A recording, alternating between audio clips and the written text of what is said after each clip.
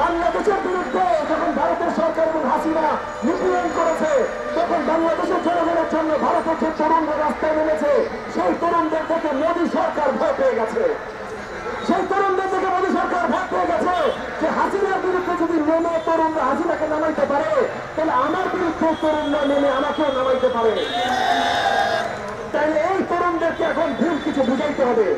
তো সেই তরুণদের আমাদের একটা দায়িত্ব আছে, ভারতের তরুণদের কাছে সত্য পৌঁছে দেওয়া এবং আমাদের সবার ঐক্যবদ্ধভাবে কাজ করা। আমরা ভারতের বিরুদ্ধে না, ভারতের সরকারের এই পলিসির বিরুদ্ধে। আমরা ভারতের বিরুদ্ধে না, ভারতের মিডিয়ার মিথ্যাচারের বিরুদ্ধে। আমরা ভারতের বিরুদ্ধে না, আমরা একসাথে নতুন সমৃদ্ধ বাংলাদেশ গড়ার জন্য ভারতের এই যে আগ্রাসন, এইটার বিরুদ্ধে। এবং একই সাথে মনে রাখতে হবে, আমরা যদি ঐক্য বজায় না রাখতে পারি, তাহলে আমরা শুধু ভারতের বিরুদ্ধে না, কারোর বিরুদ্ধেই দাঁড়াইতে সক্ষম হব না।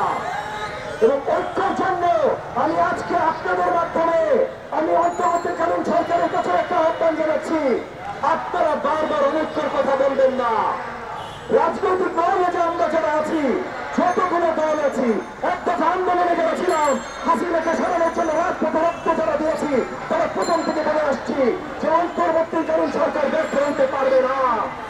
অন্তর্বর্তীকালীন সরকার আমাদের সরকার, তাদের যা প্রয়োজন, চিন্তা করা প্রয়োজন, আমরা সবকিছু করবো, তাদের সাপোর্টে সবকিছু করবো, তাদের ব্যর্থ হতে দিব না। কিন্তু আমরা অনেক কষ্ট পাই, আমরা অনেক দুঃখ পাই যখন অন্তর্বর্তীকালীন সরকারের কোনো উপদেষ্টা মিডিয়ার সামনে, জনগণের সামনে বলেন যে রাজনৈতিক দলগুলো তাদেরকে ব্যর্থ করার জন্য কাজ করছে। তারা যখন বলেন রাজনৈতিক দলগুলো সংস্কার চায় না, শুধু নির্বাচন চায়। তাই আমরা সংস্কার চাই, তাই আমরা নির্বাচন চাই, তাই আমরা আপনাদেরকে বুঝাইতে চাই যে সংস্কার আর নির্বাচন দুটো সাংঘর্ষিক না।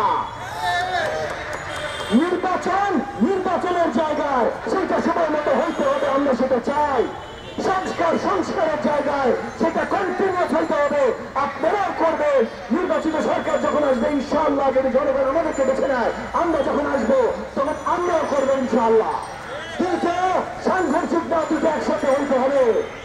এবং মনে রাখবেন ভাই, জনগণের কাছে দায়িত্ব দিতে হবে এবং জনগণের কাছে দায়িত্ব একমাত্র ভোটের মাধ্যমেই দেওয়া যায়, অন্য কোনো উপায় এখনো বের হয় না। শেখ হাসিনার সরকার বারবার একটা কথাই বলেছে যে জনগণের জন্য আমি এটা করছি, কিন্তু ভোট দেয় নাই। তার মানে সে পরিষ্কার করেছে জনগণের জন্য সে করে নাই। অন্তর্বর্তীকালীন সরকার আমাদের সরকার, তারা ব্যর্থ হইতে পারে না, তাদের ব্যর্থ হইতে দিব না, তাদের সাথে আমরা সবসময় আছি। আপনাদের লাগবে, আপনারা ডাকবেন, কিন্তু মনে দুঃখ দিয়েন না। এই ধরনের কথাবার্তা বললেন না যে আমরা একত্রিত না, এই ধরনের কথাবার্তা বলেন না যে আমরা আপনাদের নামাইতে চাই, এই ধরনের কথাবার্তা বলেন না যে আপনারা সঠিক সময়ে সঠিকভাবে সঠিক নির্বাচন দিবেন না, এমন কথা আপনারা বললেন না। নির্বাচনের সময় মতো জায়গা মতো দেন, জনগণের হাতে তাদের যে বেসিক অধিকার তাদের হাতে তুলে দেন, বাকিটা বাংলাদেশের জনগণ দেখবে। হাসিনা বিরোধী আন্দোলন এই জন্য ছিল, আজকে ভারত বিরোধী কোনো কথাও আমরা যদি বলি সেটাও এই কারণে, কারণ জনগণের জন্য আমরা সবাই দাঁড়াই। অন্তর্বর্তীকালীন সরকার আমি বিশ্বাস করি জনগণের জন্য দাঁড়ায়, একসাথে জনগণের জন্য দাঁড়াতে হলে জনগণকে তার ভোটের অধিকার ফিরিয়ে দিতে হবে। আজকে আমি আরেকবার এনডিএমের সকল পর্যায়ের নেতা কর্মী যারা আজকে আমাদের এই সমাবেশে অংশগ্রহণ করেছেন, আমাদের মিডিয়া ভাই বোনেরা যারা আজকে এই শীতের সকালে আমাদের সাথে একত্রিত হয়েছেন, একই সাথে বাংলাদেশের সকল 18 কোটি আচরণের জনগণকে ধন্যবাদ জানিয়ে আমি আমার বক্তব্য শেষ করছি। জয় বাংলাদেশ। সকলকে ধন্যবাদ জানিয়ে আরেকবার সবাই বলো ঢাকা